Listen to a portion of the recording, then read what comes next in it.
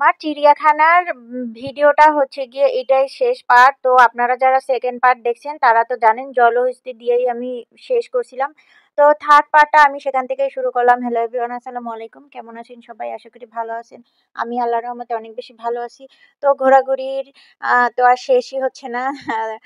অনেকগুলো ভিডিও জমা পড়ে গেছে। তো এই যে এটা হচ্ছে চিড়িয়াখানার লাস্ট ব্লগ, লাস্ট ভিডিও। তো দেখেন আমরা হচ্ছে গিয়ে ঘোরাঘুরির একবারে শেষ পর্যায়ে চলে আসছি। মানে ঘোরাঘুরি তো আসলে মূলত শেষই হয় না। তারপরও শেষ তো করতে হবে, তাই না? তো আমরা হচ্ছে গিয়ে এখন এই যে যাচ্ছি। তো এই পরিবেশটা মানে খুবই ভালো লাগে। এরকমের হচ্ছে গিয়ে মনোরম পরিবেশ কার না ভাল লাগে বলেন? তো আমরা এখন যাবো বানরপল্লীতে। তো বানর দেখবো। ওই যে দেখেন একজন কি সুন্দর জানালা আর মানে হাত দিয়ে বাইরের দৃশ্য দেখতেছে। আর এই একজন উনি তো ঘুমাচ্ছে। মানে কি যে একটা অবস্থা।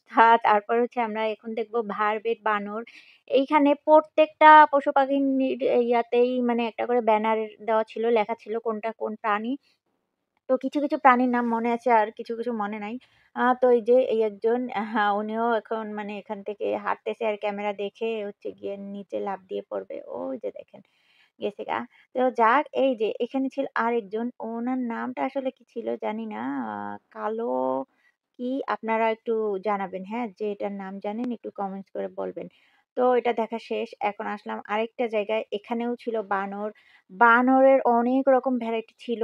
তো মানে দেখে আ মানে খুব ভাল লাগবে। আপনারা যারা না আসছেন অবশ্যই আসবেন। দেখেন, দেখেন, দেখেন। এই একজন মানে সে কেমনি করে শুয়ে আছে মানে মাথা মানে উপরের দিকে দিয়ে। আর এই যে আরেকজন উনি তো বসে, বসে তরমুজ খাচ্ছে। আর এইজন উনি তো মানে হাত ২ টা বের করে দিয়ে হচ্ছে গিয়ে মানে আমাদের থেকে মোবাইল নিবে, আবার হচ্ছে গিয়ে খাবার নিবে। মানে কেমন মানুষের মতো মানে অ্যা অঙ্গভঙ্গি করতেছে। তো দেখেন, ওই দেখেন হাত দিয়ে হচ্ছে গিয়ে ইশারা করতেছে।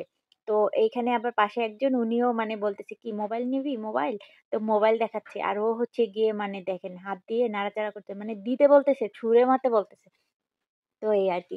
আর ওই যে ওইখানে ২ জন জামাই বউ ওনারা হচ্ছে গিয়ে কলা খাচ্ছে আর গল্প করতেছে। তো আমরা বানর দেখা শেষ হলে তারপর যাবো সাপপল্লীতে। তো এই যে এখানে কিন্তু লেখাই আছে সাপপল্লী। আর এখানে প্রচুর ভিড় ছিল। তারপরও যেহেতু আসছি চিড়িয়াখানা অজগর না দেখলে কি হয়? দেখেন এইটা কত বড় মোটা, অনেক বড়। এখানে অনেকগুলো অজগর সাপ ছিল। মানে এত বড় সাপ আমি কখনো নিজের চোখে দেখিনি। সত্যি কথা যেটা মোবাইলের ভিতরে বিভিন্ন রকমের মানে দেখা হয় সাপ, পশু-পাখি কিন্তু বাস্তবে কখনো দেখা হয়নি। তো যদিও এখানে বেড়া দেওয়া ছিল, তারপরেও সাপ এটা তো একটা রিস্কি বিষয় না? সেটা তো সামনে দিয়ে দেখা যায় না। আ তো সেজন্যই মূলত এরকম বেড়াগুলো দেওয়া আছে। তো এই যে এখানে কিন্তু আরো একজন ছিল। মানে মানুষের সমাগম দেখে ওরা হচ্ছে গিয়ে চুপচাপ মানে ছিল। আর আরেকটা সাপ ও ফনা তুলছিল কিন্তু সেটা মানে ওরকম সাহস হয়নি ভিডিও করার। মানে আমি শুধু তাকায়, তাকায় দেখতেছিলাম। তো এই যে দেখেন মানে এই সাপের এরিয়াটা কিন্তু মানে খুব রিস্ক একটা জায়গা। তো সেজন্য এখানে ইয়াটাও ছিল বেড়াগুলোও ছিল সেরকমের মানে মজবুত। আ তো যাই হোক এখন আমরা চলে যাবো আ আরেকটা জায়গায়। তো ওই যে দেখেন মেয়ের হাঁটতে, হাঁটতে কষ্ট হয়ে গেছে। তো তার বাবাকে বলতেছে, "বাবা আমার কষ্ট হচ্ছে।" আর সেও তাকে কাঁধে নিয়ে হাঁটতেছে। দেখেন মানে বাবারা আসলে এরকম। নিজের যতই কষ্ট হোক তারা সেটা মানে বুঝতে দেয় না। আ মানে আমাদের ওয়াইফ তারপর বাচ্চা এদের জন্য ওনারা অনেক স্যাক্রিফাইস করে। তো সেই দিক থেকে ওনাদের কথা মানে বলে আসলে শেষ করা যাবে না।